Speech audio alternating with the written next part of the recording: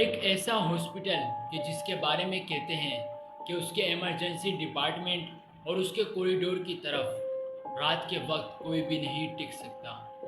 वो एक हंटेड जगह है। जी हाँ गाइस, आज की स्टोरी इंडिया में मौजूद यरवादा मेंटल हॉस्पिटल के हवाले से है। मेरा नाम अब्बास और आप लोग देख रहे हैं मेरा YouTube channel horror story with Abbas. तो गाइस, स्टोरी शुरू करने से पहले वो लोग जिन्होंने अभी तक चैनल को सब्सक्राइब नहीं किया, उनसे लाजमी रिक्वेस्ट है कि चैनल को सब्सक्राइब लाजमी करें, और अगर आप लोग को वीडियो पसंद आए तो वीडियो को भी लाइक लाजमी करें। और चलते हैं स्टोरी की तरफ। यरवादा मेंटल हॉस्पिटल। बहुत सालों से ये हॉस्पिटल मेडिकल सर्विसेज पब्लिक को प्रोवाइड करता आ रहा है, मगर इसके हवाले से कुछ ऐसी अफवाहें फैली हैं जिनको सुनने के बाद इंसान भी हिल कर रह जाता है। अफवाहें की माने तो कहा जाता है कि ये जगह हॉन्टेड है। कहते हैं इमरजेंसी डिपार्टमेंट और उसके साथ मौजूद कॉरिडोर में रात के वक्त टिकना सही नहीं है। चंद दिन पहले ही हॉस्पिटल में एक नई नर्स अनीता नाम की लड़की आती है। वो असल हकीकत नहीं जानती थी, मगर वो इमरजेंसी डिपार्ट रूम में अपने पेशेंट को चेक कर रही थी कि चेक करते करते दौरान उसको किसी के रोने की आवाज़ आने लगी। वो वहाँ से निकली और कॉरिडोर में आकर खड़ी हो जाती है। वो आवाज़ें उसको अभी भी सुनाई दे रही थी, मगर वहाँ कोई नहीं था। अनीता वापस इमरजेंसी रूम की तरफ जाने लगती है, तभी उसको पीछे से ऐसा एहसास हुआ कि कोई शख्सियत या कुछ साया उसके पीछे खड़ा है। वो जैसे ही पीछे मुड़ी तो पीछे कोई नहीं था। अनीता थोड़ी सी घबरा सी गई, लेकिन फिर अचानक उसने देखा कि कॉरिडोर में मौजूद लाइट्स अपने आप जलना और बंद होना शुरू हो गई हैं। वो बार बार जल रही थी और बार बार बंद हो रही थी। अनीता ये मंजर देखकर घबराने लगी और एकदम से लाइट बंद हो गई। थोड़ी देर बाद दोबारा ऑन हुई और अनीता ने देखा कि वो रोने की आवाज़ें अब तेज़ होने लगी हैं, और उसको ऐसा महसूस हुआ कि जैसे कोई उसके पीछे ही रो रहा है। अनीता ने जैसे ही पीछे मुड़कर देखा तो एक औरत पेशेंट के कपड़ों में मौजूद दीवार के साथ बैठकर रो रही है और रोते रोते हुए दीवार पर स्केचेस मार रही है और बार बार सिर्फ यही पुकारे जा रही है कि तुमने मेरे साथ अच्छा नहीं किया, तुम लोगों ने मेरे साथ अच्छा नहीं किया। अनीता ने जब उसको देखा तो उसकी आंखें खुली की खुली रह गईं। वो ये देख रही थी कि उस लड़की का नीचे का मुकम्मल बदन खून में लथपथ था। अनीता उसके पास बढ़ने की कोशिश करती है, तब उसने एक ऐसा मंजर देखा जिसके बाद उसकी रीढ़ की हड्डी ठंडी हो गई। उसने देखा कि वो औरत अपनी जगह से उठी और उसके हाथ में एक बच्चा मौजूद था। वो अनीता की तरफ मुड़ी और अनीता के पास ही बढ़ने लगी और बढ़ते बढ़ते हुए बार बार यही कह रही थी कि तुमने मेरे साथ अच्छा नहीं किया, तुम लोगों ने मेरे साथ अच्छा नहीं किया। अनीता ने जब यह मंजर देखा वो खौफ के मारे वहाँ टिक नहीं सकी और फौरन घबराते हुए वॉशरूम की तरफ भाग गई। वो वॉशरूम के अंदर जाती है, अंदर से दरवाज़ा बंद कर लेती है और अपना फ़ोन निकालने की कोशिश करती है, मगर उसको याद आया कि उसने अपना फ़ोन तो इमरजेंसी डिपार्ट में ही रखा हुआ था। अब वो किसी को बुला भी नहीं सकती थी। वो अंदर ही मौजूद उस जगह तक जाना चाहती थी जहाँ तमाम नर्सेस मौजूद हैं।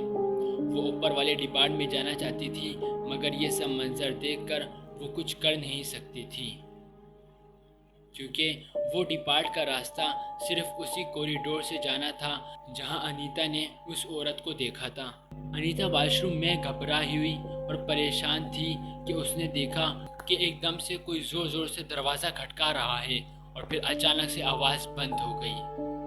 अनीता बाहर आई तो उसने सामने शीशे में कुछ ऐसा देखा जिसके बाद अनीता के रोंगटे खड़े हो गए। उसने देखा कि शीशे के रिफ्लेक्स में वही औरत मौजूद है जिसको अनीता ने कॉरिडोर में देखा था, मगर वो जैसे ही दोबारा पीछे की तरफ मुड़ी तो वहाँ कोई नहीं था। अनीता अब ज़्यादा देर वहाँ टिक नहीं पा रही थी और मुसलसल घबराए जा रही थी। अनीता का मुकम्मल शरीर खौफ की वजह से कांप रहा था, मगर वो जानती थी कि अब वो कुछ नहीं कर सकती, क्योंकि दूसरे डिपार्ट तक जाने का रास्ता उसी कॉरिडोर से गुजरना था जहां उसने उस औरत को देखा था। अनीता ने बिना सोच समझे ये फैसला किया कि अब कुछ भी कर कर वो भागते हुए उस कॉरिडोर से गुजरेगी और फौरन उस डिपार्ट तक पहुंच जाएगी। उसने बिना किसी सोच के उसकी तरफ भागना शुरू किया और वहीं कॉरिडोर में अनीता की टक्कर किसी ऐसी चीज़ से हुई जिससे वो नीचे गिर गई। अनीता जब दोबारा उठी और देखा कि उसकी टक्कर किस चीज़ से हुई है, तो अनीता का मुकम्मल बदन सफ़ेद पड़ गया कि वही औरत जो थोड़ी देर पहले उसको कॉरिडोर में मिली थी, उसी की लाश ज़मीन पर पड़ी हुई है, जिससे टक्कर खाकर अनीता नीचे गिर गई। अनीता ने जब उसकी लाश को देखा तो वो बिल्कुल सुन्न हो गई और सुन्न होकर ज़मीन पर गिरकर बेहोश हो गई। अगले दिन उसने देखा कि वो अब खुद हॉस्पिटल में एक पेशेंट है और दूसरी नर्सेस उसके आगे पीछे मौजूद हैं। अनीता ने अपने साथ हुए वाक़ये के बारे में उन सबको बताया, मगर कोई भी इस बात पर यकीन नहीं कर रहा था और सब ने कहा कि तुम अपनी जॉब को अहमियत देने के चक्कर में अपना ख्याल बिल्कुल भी नहीं रख रही हो, लिहाजा तुम्हें छुट्टी लेकर चंद दिन घर में आराम करना चाहिए। और वहाँ से चलती है। तभी उस दिन शाम के वक्त अनीता जब कमरे में बिल्कुल अकेली मौजूद थी तो एक और बूढ़ी नर्स अनीता के पास आती है और अनीता को कहती है कि बेटा, जो तुमने कल रात देखा था वो वाकई सच था। ये तकरीबन 20 साल पहले की बात है, जब यहाँ एक शयाना नाम की पेशेंट आई थी। वो बहुत सीरियस पेशेंट थी, मगर डॉक्टर्स ने जब उसको डिपार्ट में शिफ्ट कर दिया तो डॉक्टर ने शयाना के हस्बैंड को बताया कि हम आपके बेटे या आपकी बेगम में किसी एक को बचा सकते हैं। फैमिली वालों ने बेटे को बचाने को कहा, मगर जब ऑपरेशन शुरू किया तो इत्तेफाक ऐसा हुआ कि उन दोनों की ही जान चली गई और चंद दिन बाद शाहिना के शोर के घर में आग लग गई, जिसके बाद ये कहते हैं कि अक्सर लोगों ने शाहिना की आत्मा को इसी हॉस्पिटल में भटकते हुए देखा है। जब अनीता को यह हकीकत पता चली तो अनीता ने फ़ौरन ही जॉब छोड़ दी और किसी दूसरे हॉस्पिटल में भी नाइट शिफ्ट लगाना बंद कर दिया। आप क्या कहते हैं कि वाकई ये हॉस्पिटल की कहानी सच्ची होगी?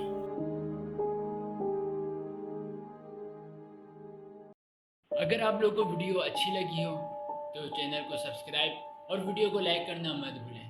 और इसी के साथ साथ मैं वीडियो के डिस्क्रिप्शन में अपना फ़ोन नंबर और अपनी जीमेल ऐड कर रहा हूं। अगर आप लोग चाहें तो आप लोग कोई भी हॉरर वाक़या मुझे वहां शेयर कर सकते हैं। इंस्टाग्राम में DM भी कर सकते हैं, लिंक मौजूद है। तो गाइस, मिलते हैं फिर एक अगली हॉरर और स्केरी स्टोरी के साथ। जब तक के लिए टेक केयर।